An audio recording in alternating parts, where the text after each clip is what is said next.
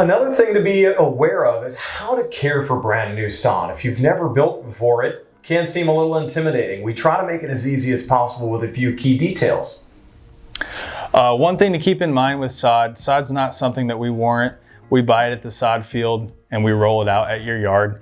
But then we call turf builders back just to make some adjustments of heads, make sure everything's covering well.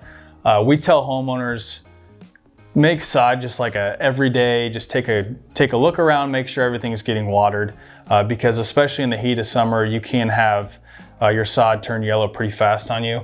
When you move in with new sod, you're gonna be watering about 3 times a day. We usually dial that back to about once a day, every couple weeks. So 3 times a day for 2 weeks, 2 times a day for 2 weeks, and then once a day, kind of the whole rest of that first year.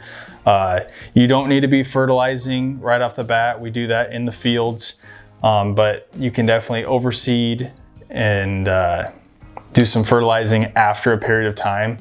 One thing I've seen a lot of or heard in the past too is when you're putting that much water on the sod itself, other things can happen, like it really shows some of that overdig that we do about the foundation. So talk a little bit about that. Yep, so the main thing to keep in mind with the sod not having a warranty, you want to make sure that you're getting the coverage. And one of the only things that can really cause you to not have coverage, if you get a little bit of settling on the overdig, that might take a head with it. So that's something you'd want to let us know about right away if you do have that happen.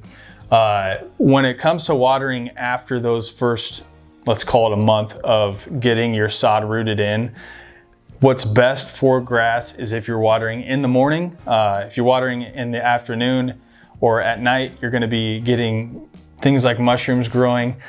In the morning, it's going to soak in and not evaporate as if you're going to water at, let's say, 3 or 4 p.m. in the summer.